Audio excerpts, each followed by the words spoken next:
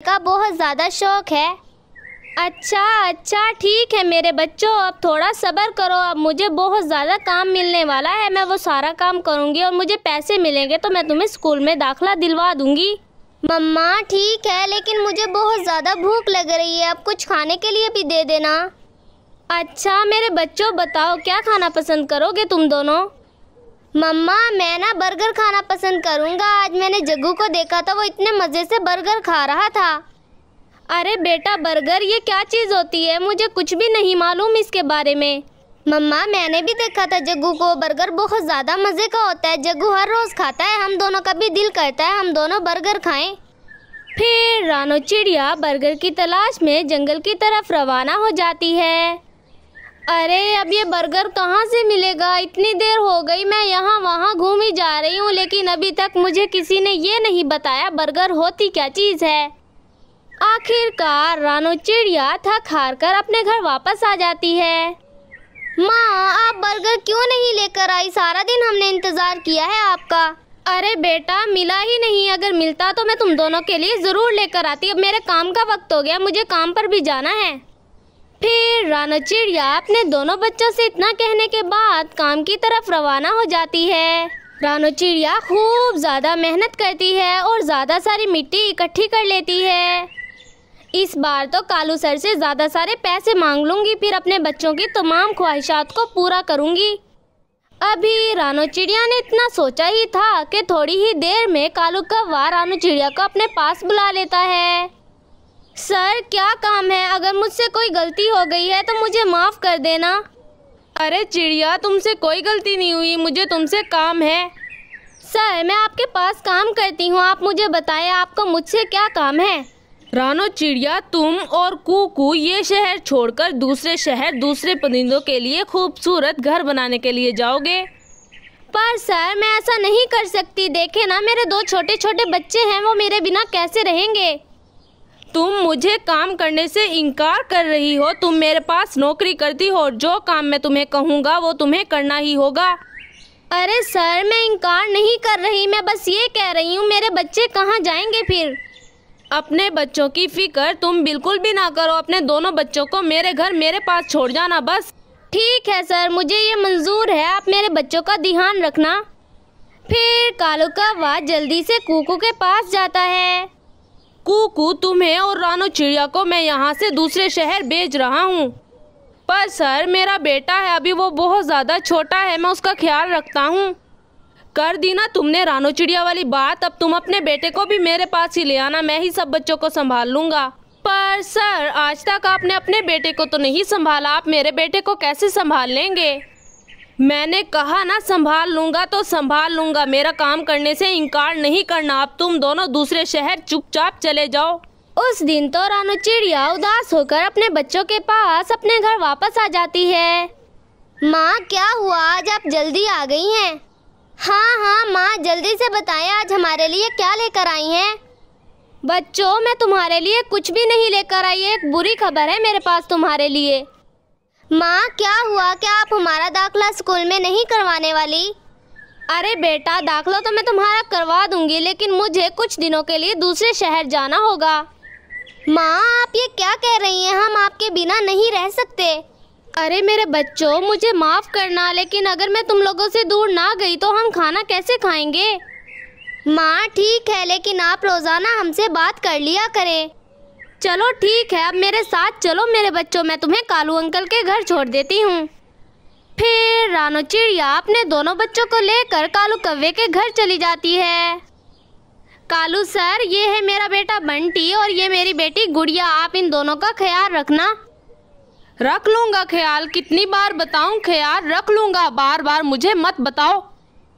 Sir आप तो अभी से गुस्सा हो रहे हैं, मेरे जाने के बाद मेरे बच्चों का क्या हाल होगा? देखो चिड़िया तुम्हें जाना तो पड़ेगा, वरना मेरी नौकरी छोड़कर यहाँ से दफा हो जाओ। ठीक है सर, मैं अपनी तैयारियां मुकम्मल कर लेती हूँ, मैं जाऊँगी यहाँ से दूर।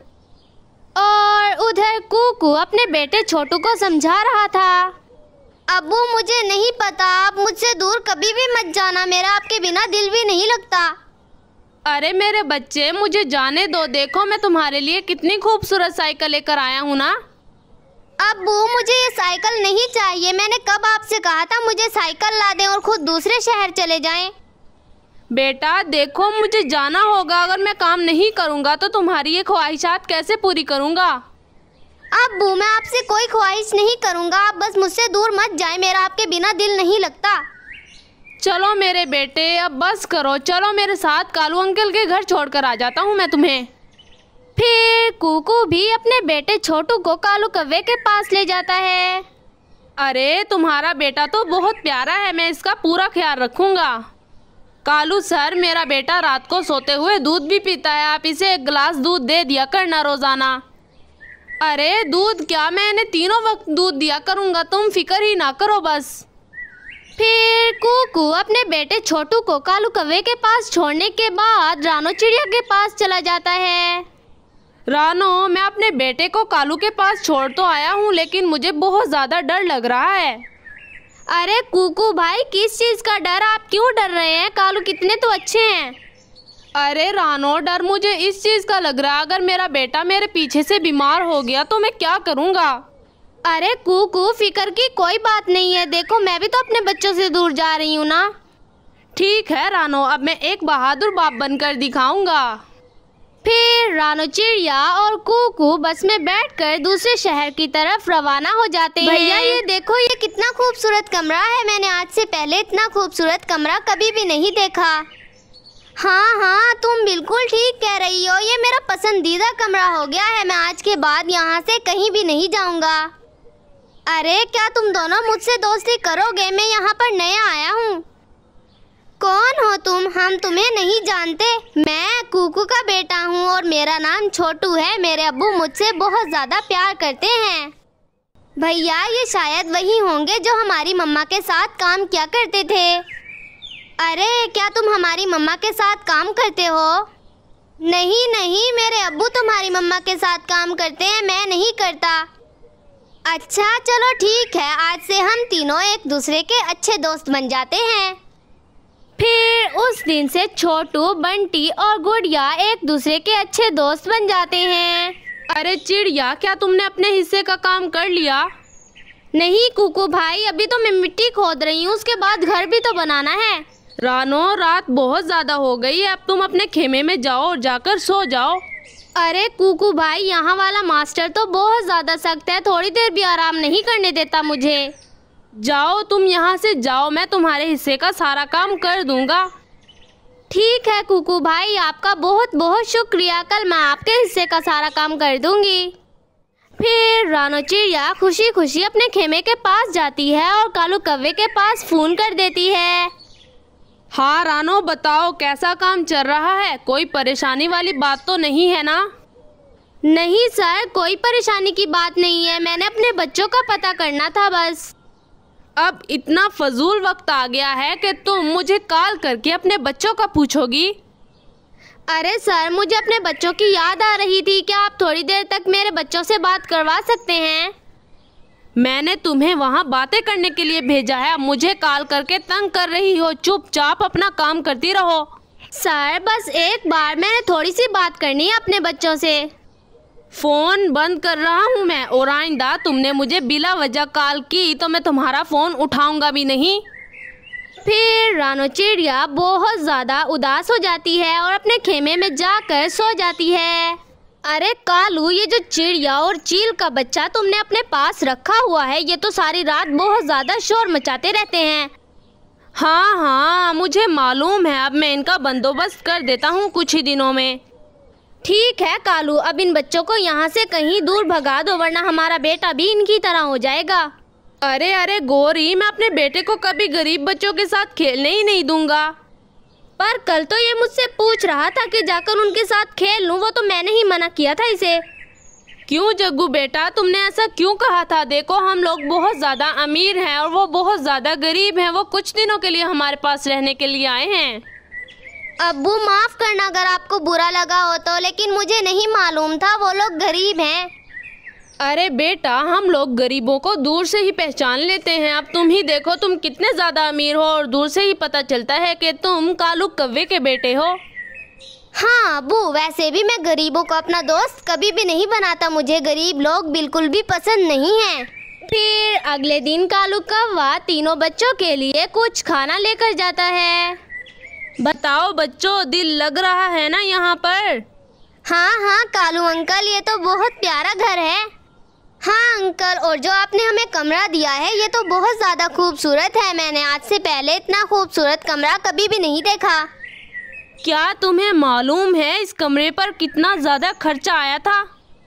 कितने पैसों का बना होगा ये कमरा? मैं भी बनवाना चाहता हूँ।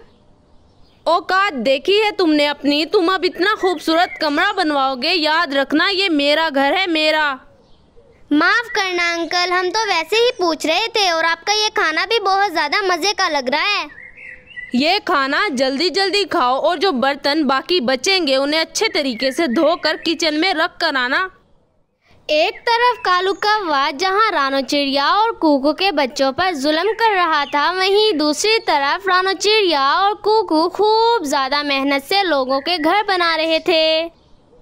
देखो चिड़िया, आज मैंने बहुत ज़्यादा काम किया है। मेरे सर में बहुत ज़्यादा दर्द हो रहा है। हाँ कुकू भाई, अब मुझसे ये काम नहीं होता। मैं ये सोच रही हूँ अपने जंगल वापस चली जाती हूँ। अरे चिड़िया, ऐसा बिल्कुल भी मत करना। देखो हमने कितनी ज़्यादा सारी मेहनत कर ली है। आपको योर आकर इसका सारा इनाम ले जाएगा। हाँ ये बात भी ठीक है, लेकिन कल मैंने कालू सर से बात की थी। उन्होंने मेरे बच्चों के बारे में मुझे कुछ भी नहीं बताया। सच में चिड़िया? तो बताओ मेरा बेटा कैसा है? मुझे अपने बेटे की बहुत ज़्यादा फिक्र हो रही थी। अरे कालू सर ने मुझे कुछ भी नहीं बताया। वो मुझ पर गुस्सा करने लगे और कहने लगे काम के अलावा कोई और बात की तो वो आइंदा मेरा फ़ोन नहीं उठाएंगे। आज मैं बात करूंगा कालू सर से, देखना वो मेरा फ़ोन उठाएंगे भी और मुझे मेरे बेटे के बारे में सारी बातें भी बताएंगे। गौरी, क्या तुम्हें मालूम है मुझे ये तीनों बच्चे बिल्कुल भी पसंद नहीं हैं। सारा दिन शोर मचाते रहते हैं। तो मुझे कौन सा पसंद है? तुम खुद ही इतने ज़की बने थे, तीनों बच्चों को अपने पास ही रख लिया। आज मैं सोच रहा हूँ इन तीनों बच्चों को कुछ भी खाने के लिए नहीं दूंगा, भूखे ही मरते रहेंगे। अरे वाह वाह, ये तो बहुत अच्छा आइडिया है। फिर ये खुद ही हमारे घर से बाहर भाग जाएंगे। फिर उस दिन कालू कौवा तीनों बच्चों को खाने के लिए कुछ भी नहीं देता। तीनों बच्चे भूखे प्यासे सारा दिन बैठे रहते हैं। भैया आज कुछ भी खाने को नहीं आया। मुझे बहुत ज़्यादा भूख लग रही है। जाओ बाहर मेरे लिए कुछ खाने के लिए ले आओ ना। अरे गुड़िया, मैं कैसे जाऊं? देखो अगर मैं बाहर गया और कालू अंकल मुझ पर गुस्सा करने लगे तो मैं क्या करूंगा? हाँ दोस्त, बात तो तुम्हारी ठीक है, लेकिन अब हम क्या करें? या हमें भूखा मरना पड़ेगा या हमें खाना मांग लेना पड़ेगा। फिर तीनों बच्चे खूब ज़ोर ज़ोर से शोर मचाना शुरू कर देते हैं। कालू अंकल खाना दे दो, हमें बहुत ज़्यादा भूख लग रही है। हाँ कालू अंकल, लगता है आज हमें भूल गए हैं। जल्दी से हमें खाना दे दो। बच्चों की आवाज़ सुनकर कालू कौवा गुस्से में तीनों बच्चों के पास आता है। तुम तीनों इतना ज़्यादा शोर क्यों मचा रहे हो? क्या तुम्हारे बाप का घर है कि जितना मर्जी शोर मचाओगे तुम तीनों? नहीं अंकल, हमें भूख लग रही है। आप हमें खाने के लिए कुछ दे दे। लगता है आज आप भूल गए हैं। मैं तुम्हारा नौकर नहीं हूँ कि तुम्हें खाना पेश करूँगा। अंकल फिर बता दें खाना कहाँ रखा हुआ है, हम खुद ही लेकर खा लेंगे ना। तुम्हारी इतनी हिम्मत कि मेरे घर में खड़े हो और मुझसे पूछ रहे हो खाना कहाँ रखा है? जाओ, मैं तुम्हें किसी चीज़ के बारे में कुछ भी नहीं बताऊँगा। अंकल आप ऐसा नहीं कर सकते। आपने हमारे अम्मी अब्बू से वादा किया था आप हमें खाने के लिए भी देंगे और हमारा ध्यान भी रखेंगे। तुम्हें पता है मैं अपने वादे कभी भी पूरा नहीं करता। वैसे भी मैंने तुम्हारे अम्मी और अब्बू को अपना काम करने के लिए भेजा है। वो वापस आएंगे तो मैं तुम्हें अपने पास बुला लूँगा। अब तुम तीनों यहाँ से दफ़ा हो जाओ। कहाँ जाएंगे अंकल? हमें तो यहाँ पर भी डर लगता है। जहाँ आप भेजेंगे वहाँ पर तो और भी ज़्यादा डर लगेगा। एक भिखारियों वाला घर है टूटा फूटा, उसके अंदर जाओ और जाकर रहना शुरू कर दो। फिर तीनों बच्चे उदास होकर वहाँ से टूटे फूटे घर के अंदर जाकर रहने लग जाते हैं। अरे ये तो लकड़ी का घर है और वैसे भी मुझे लकड़ी का घर बहुत ज़्यादा पसंद है।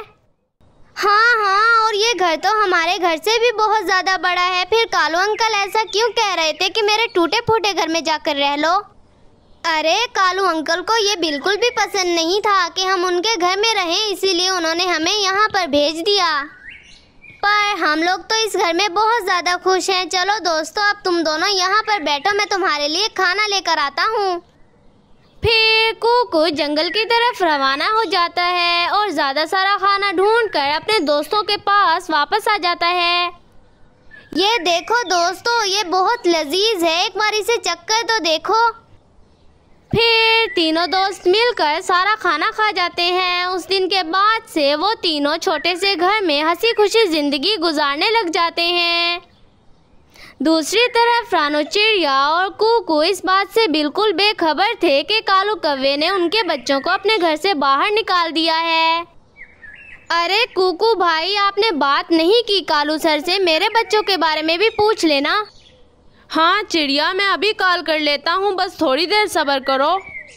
फिर कुकू कालू कौवे के पास कॉल करता है और अपने बच्चों के बारे में पूछता है। सर, मेरा बेटा कैसा है? आप एक बार मेरी उससे बात करवा दें। पहले तो तुम मुझे ये बताओ, तुमने मुझे बेवजह कॉल क्यों की है? मैं बहुत ज़्यादा मसरूफ़ हूँ, अब मैं फ़ोन रख रहा हूँ। अरे कालू सर, मेरी एक बार मेरे बेटे से बात तो करवा दे, मैं उसकी आवाज़ सुनना चाहता हूँ बस। क्यों? पहले तेरे बेटे का गला खराब था जो अब ठीक हो गया होगा। अब चुपचाप फ़ोन बंद करके रख दे। ठीक है सर। बेचारा कुकू बहुत ज़्यादा उदास हो जाता है। कालू कौवा कुकू पर बहुत ज़्यादा गुस्सा करता है। ऐसे ही कुछ हफ्ते गुजर जाते हैं और एक दिन कालू कौवा जंगल से गुजर रहा था कि रास्ते में उसे तोता मिल जाता है। अरे कालू सर, आपसे मिलकर बहुत ज़्यादा खुशी हुई। मैं आपको नहीं जानता, कौन हो? मैं दूसरे शहर में ईंटें बनवाकर यहाँ पर भेजता हूँ, आप मुझे नहीं पहचानते? अरे वो तुम हो, आज तक मेरी तुमसे कभी मुलाकात नहीं हुई। तुमसे मिलकर मुझे बहुत ज़्यादा खुशी हुई। सर, मैं आपके पास एक लकड़ी का घर लेने के लिए आया हूँ। मैं अपने बच्चों के साथ यहाँ पर घूमने फिरने के लिए आया था। बताओ कैसा घर चाहिए, बड़ा या छोटा? अरे सर, दरमियाना सा घर दिखा दे, ना बड़ा हो और ना छोटा हो। फिर कालू कौवा तीनों बच्चों को अपने घर से बाहर निकाल देता है और तोते को वो घर किराए पर दे देता है। माँ, आप हमें छोड़कर दूसरे जंगल पता नहीं क्या करने के लिए चली गई। यहाँ पर हमारे साथ इतना बुरा हो रहा है। अरे कुछ नहीं होता, देखो हमारे अम्मी अब्बू तो वहाँ पर काम कर रहे हैं। अब जो भी करना है हमें खुद ही करना होगा। पर दोस्त, करना क्या होगा? अब इतनी देर हो गई है, अगर हम यहाँ पर बैठे रहे तो हम बीमार हो जाएंगे। मेरे पास एक बहुत अच्छा आइडिया है, क्या तुम दोनों मेरा आइडिया मानोगे?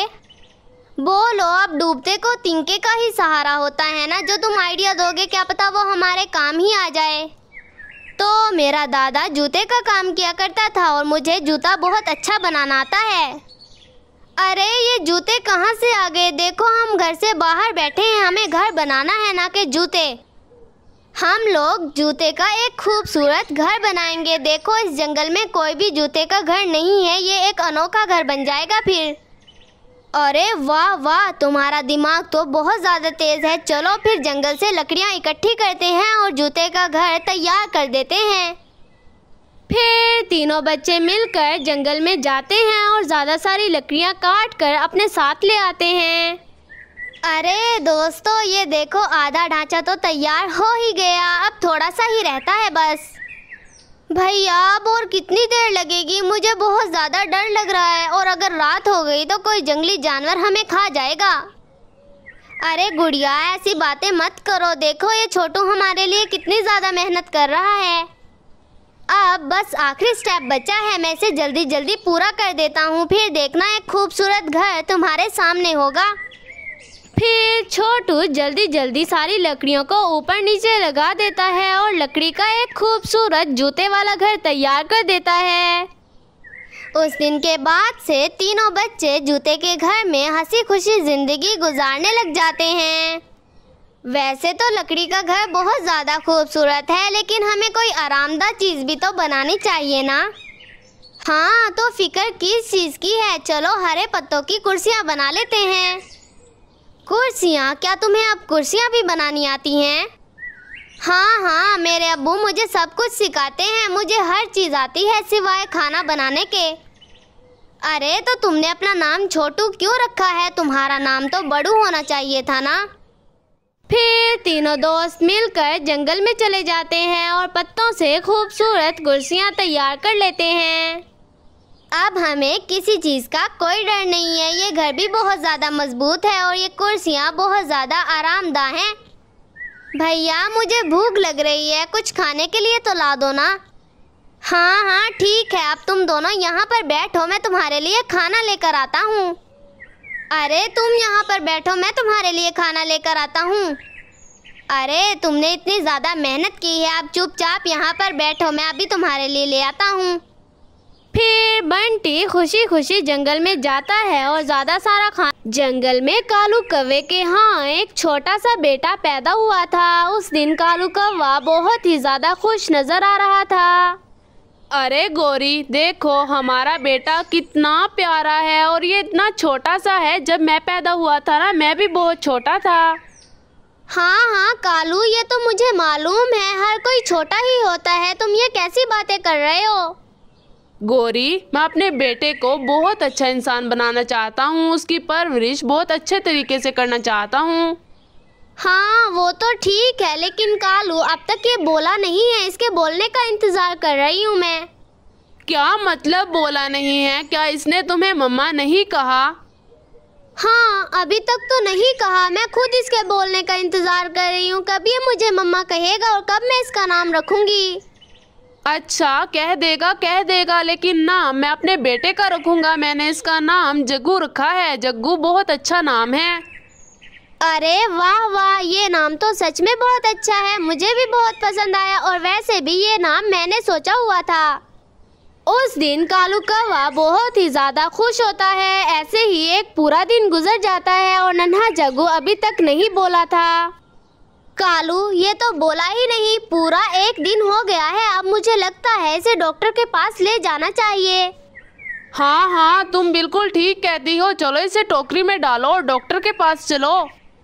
कालू तुम अकेले ही ले जाओ ना, मुझे घर में कुछ काम है, मैंने खाना भी बनाना है। फिर कालू कौवा अपने बेटे को उठाकर डॉक्टर के पास ले जाता है। डॉक्टर साहब, मेरा बेटा बोल नहीं रहा। पूरा एक दिन हो गया है, इसने हमसे कोई बात भी नहीं की। ये तो अभी बहुत छोटा है, तो ये कैसे बोलेगा?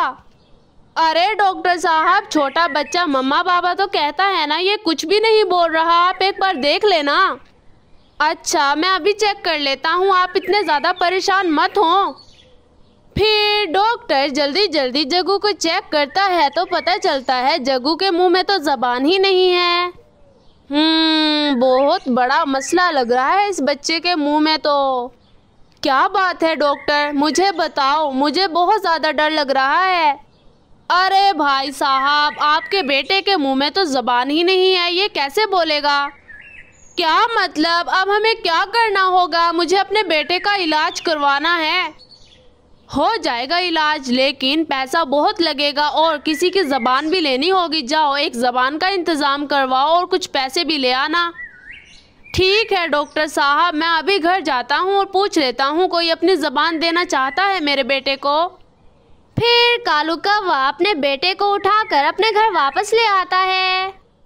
क्या हुआ इसे, ये क्यों नहीं बोल रहा? अभी तो डॉक्टर के पास से आए हो ना। डॉक्टर ने कहा है इसके मुंह में तो ज़बान है ही नहीं। अगर इसे बोलना है तो किसी की ज़बान इसके मुंह में डालनी होगी। कौन ज़बान देगा मेरे बेटे को? मेरे बेटे को अगर किसी ने ज़बान ना दी तो ये कभी बोल ही नहीं सकता। अरे गौरी, फिक्र क्यों करती हो? मैं हूँ ना, मैं बाहर जाता हूँ और पूछ लेता हूँ कोई मेरे बेटे को ज़बान देना चाहता है। फिर कालू कौवा जंगल में चला जाता है और वहाँ से काफ़ी परिंदों से बात करता है, लेकिन कोई भी अपने ज़बान देने को तैयार नहीं होता। तोते भाई, मेरे बेटे के मुंह में ज़बान नहीं है और मैं चाहता हूँ मेरा बेटा बोले, कोई ज़बान दे सकता है मेरे बेटे को? अबे यार, तेरी अक्ल के घास चढ़ने के लिए गई है? कोई अपनी ज़बान देता है किसी को? अगर कोई दे देता तो उसका भला होता, लेकिन अब कोई नहीं दे रहा तो मैं क्या कर सकता हूँ? तू और किसी से मांगता फिर रहा है? अपनी जबान दे देना, तेरा ही तो बेटा है, तू ही तो चाहता है वो बोले। अरे ये तो मैंने सोचा ही नहीं, मैं अपने बेटे को अपनी जबान तो दे ही सकता हूँ। फिर कालू कौवा अपने बेटे को लेकर दोबारा से डॉक्टर के पास चला जाता है और काफी ज्यादा सारे पैसे देकर डॉक्टर से कहता है, डॉक्टर मेरी जबान निकाल लो और मेरे बेटे के मुंह में मेरी जबान डाल दो, मैं चाहता हूँ मेरा बेटा बोले। देख लो सर, अगर मैंने आपकी जबान को काटा या तो आप बोल ही नहीं सकते, लेकिन अगर आप बोले तो आप तोतले बोलेंगे। कुछ नहीं होता, अब बेटे के लिए इतनी तो कुर्बानी दे ही सकता हूँ, ये तो एक जबान है। फिर डॉक्टर कालू कौवे और जग्गू का ऑपरेशन कर देता है और कालू कौवे की जबान काट कर जग्गू के मुंह में डाल देता है। अब्बू अब्बू, ये देखो भाई साहब, आपका बेटा बोलने लग गया और ये बिल्कुल साफ बोल रहा है। अब्बू देखो, मैं बोलने लग गया, मुझे बहुत ज्यादा मजा आ रहा है। इतने दिनों बाद बोलकर मुझे बहुत खुशी हो रही है।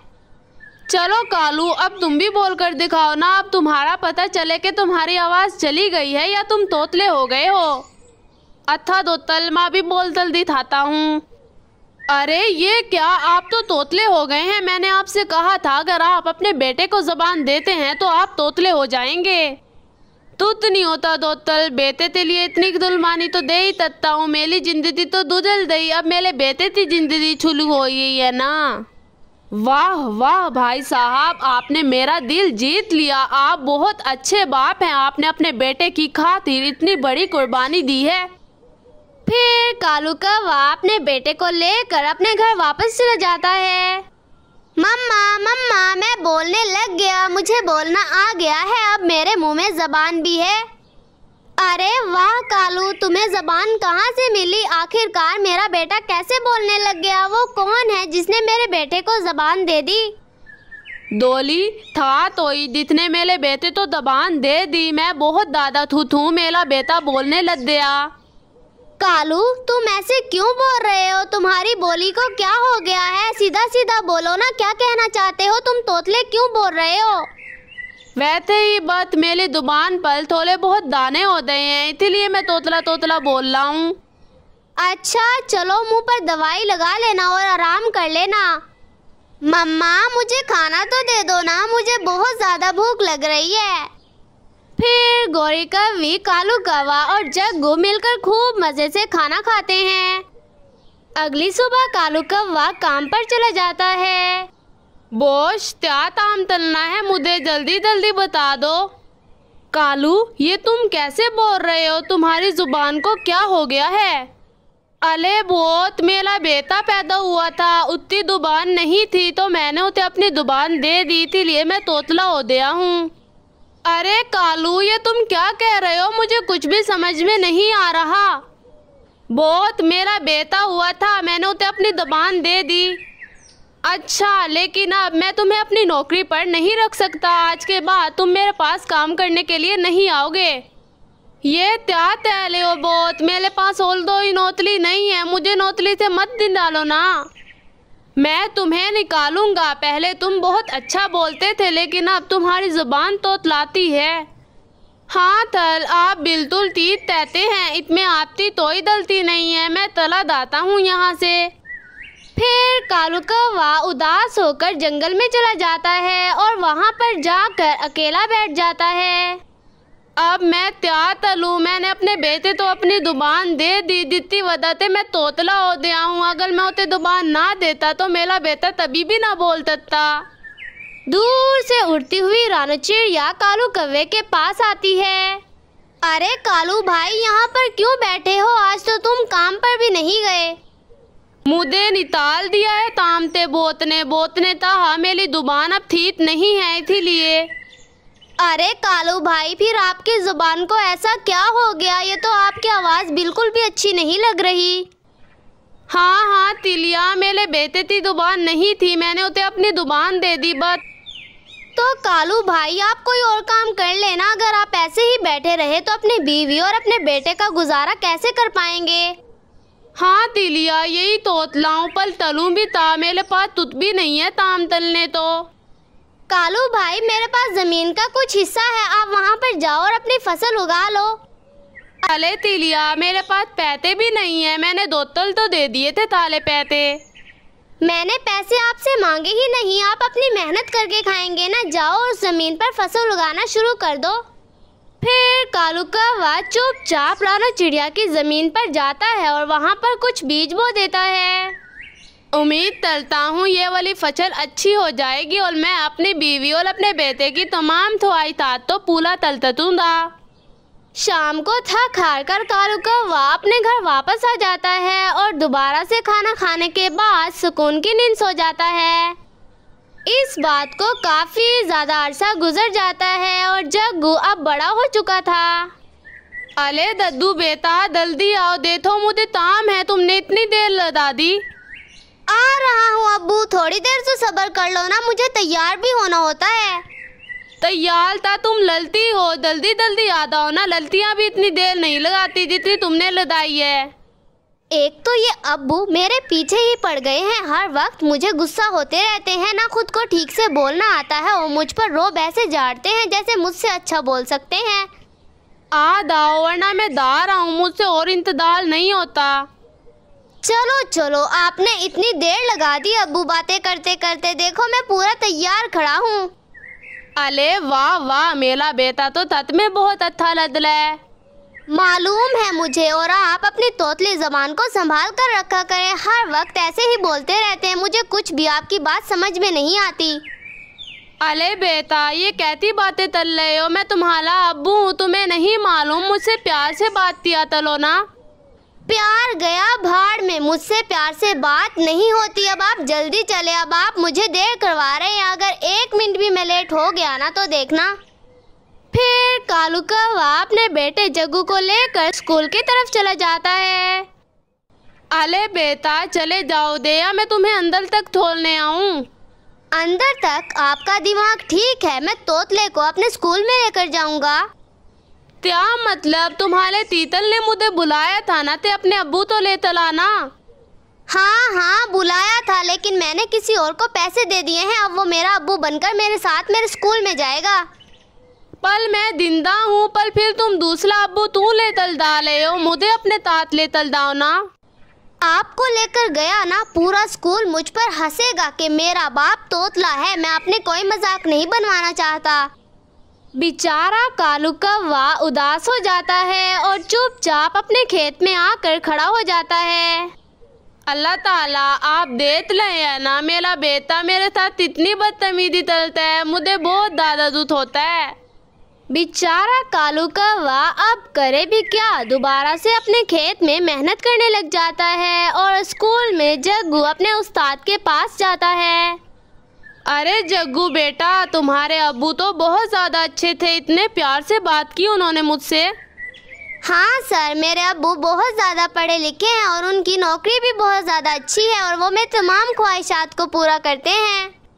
तो बेटा एक काम करो, तुम अपने अब्बू को आइंदा आने वाले फंक्शन में भी लेकर आना, वो आकर ऐलान करेंगे, सब बच्चे उनकी आवाज़ सुनकर बहुत ज़्यादा खुश हो जाएंगे।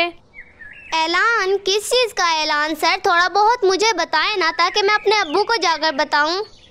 अरे बेटा, फादर डे आ रहा है, तो तुम्हारे अब्बू आकर जब फादर डे पर दूसरे बच्चों को बताएंगे कि बाप की इज्जत कैसे की जाए, तो बच्चे भी अपने माँ बाप की इज्जत करेंगे ना। ठीक है सर, मैं जाकर बता दूंगा। आपका बहुत बहुत शुक्रिया, आपने मेरे अब्बू को इतना बड़ा मौका दिया है। स्कूल से छुट्टी होने के बाद जब जग्गू अपने घर वापस आता है तो बहुत ही ज्यादा गुस्से में बैठा होता है।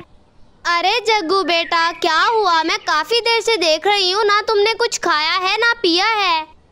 माँ, अब्बू की वजह से सारे स्कूल में मेरी बेइज्जती हो जाएगी। अब्बू मेरे साथ कभी भी स्कूल नहीं जा सकते। अरे बेटा, अपने अब्बू की कदर किया करो, उन्होंने अपनी जुबान कटवा कर तुम्हें जुबान दी है। जुबान माँ, जुबान ही दी है ना, कोई जान तो नहीं दे दी। और मुझे यकीन है अब्बू मुझसे इतना ज़्यादा प्यार नहीं कर सकते, वो मेरी खातिर अपनी जान नहीं दे सकते। तुम क्यों अपने अब्बू को मारने पर तुले हो? तुम्हारे अब्बू जिंदा हैं तभी तुम्हारी ख्वाहिशात पूरी हो रही हैं ना, उनका एहतराम किया करो, वो बहुत अच्छे हैं। माँ, अब आपने भी मेरा दिमाग खराब कर दिया है। मैं आप लोगों के साथ नहीं रहना चाहता, हर वक्त मेरी बेइज्जती होती रहती है। फिर जग्गू गुस्से में अपने कमरे में चला जाता है। अरे भाई, ये बलदल कितने रुपए देते हो? सर, पूरे 20 रुपए का एक बर्गर देते हैं। अगर आपने लेना है तो बता दे, हम पैक कर देते हैं। ठीक है, तो 3 पैक तल दो।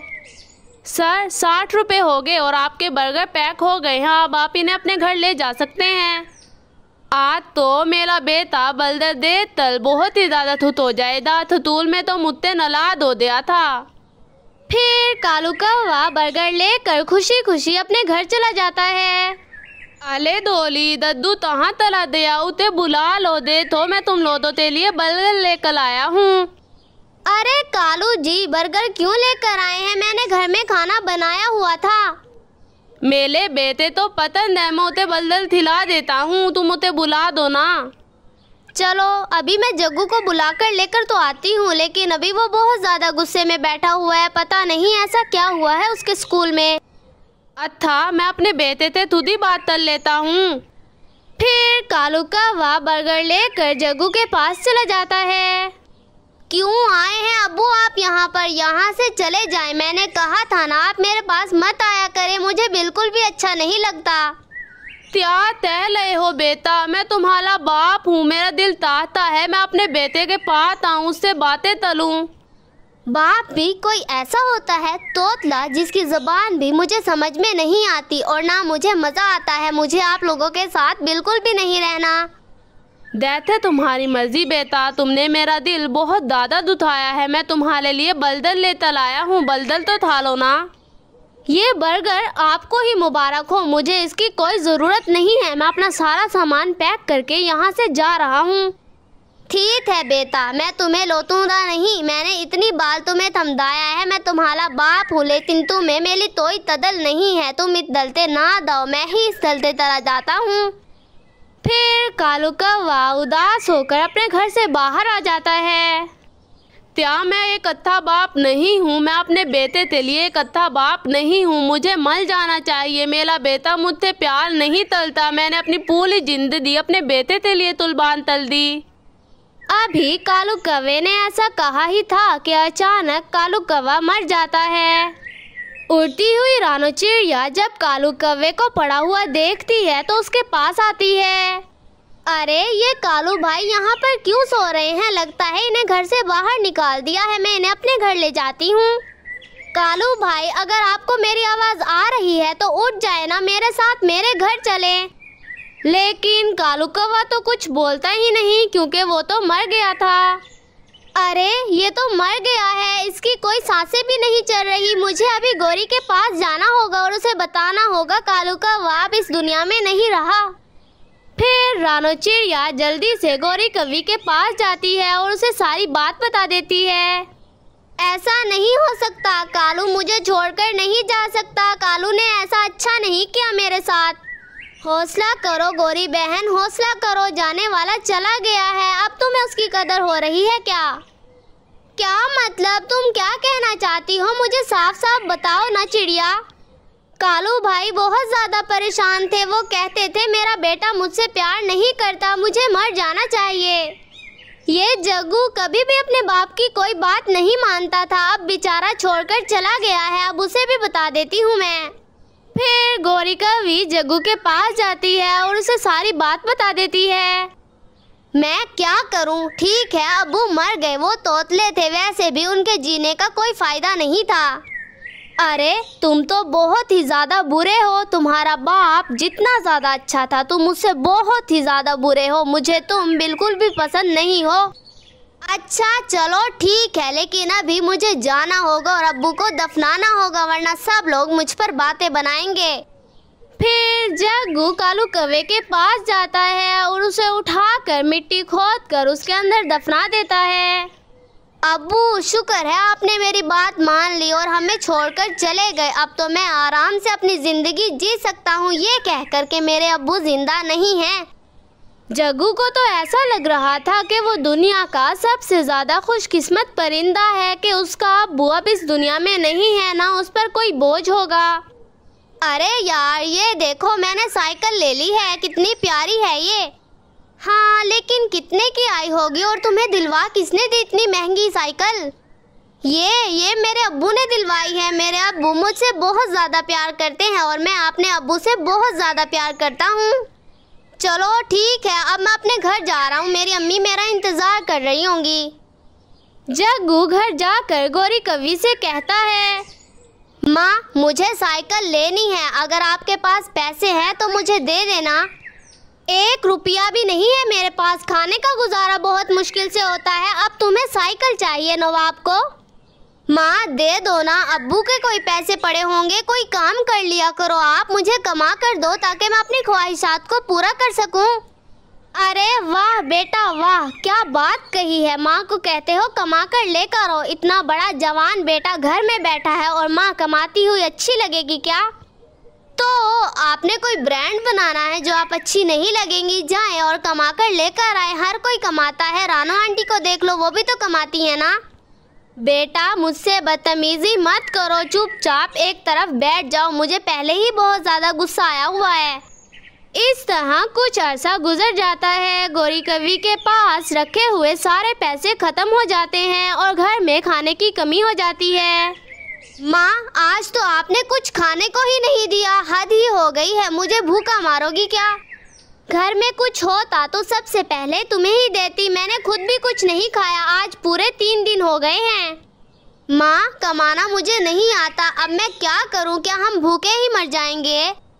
लगता तो ऐसा ही है। जब तुम्हारा बाप जिंदा था इतनी ज़्यादा मेहनत करता था, हमें कभी भी किसी चीज़ की कोई कमी नहीं होने देता था। इतना सुनने के बाद जग्गू चुपचाप घर से बाहर आ जाता है। माँ बिल्कुल ठीक कहती हैं, अब्बू होते तो हमारी बहुत ज़्यादा मदद करते, हमें हर हाल में खाना देते, हमारी तमाम ख्वाहिशात को पूरा करते। अब्बू मुझे आप बहुत ज़्यादा याद आ रहे हैं, आप हमें छोड़कर क्यों चले गए? आ जाए ना हमारे पास। फिर जग्गू उड़ता हुआ कालू कौवे की कब्र पर जाता है और वहाँ पर बैठकर कालू कौवे से ज़्यादा सारी बातें करता है। अब्बू मुझे माफ़ कर दें, जब आप जिंदा थे मैंने आपकी कोई कदर नहीं की। बेशक आप तोतले थे, मैंने कभी ये नहीं सोचा कि मैं पहले कभी बोल ही नहीं सकता था, आपकी वजह से मैं बोला हूँ। आपने मेरी खूब मदद की है अब्बू, अभी भी मेरी मदद कर दो ना। इतना कहकर जग्गू थोड़ी देर तक वहाँ पर सो जाता है। कालू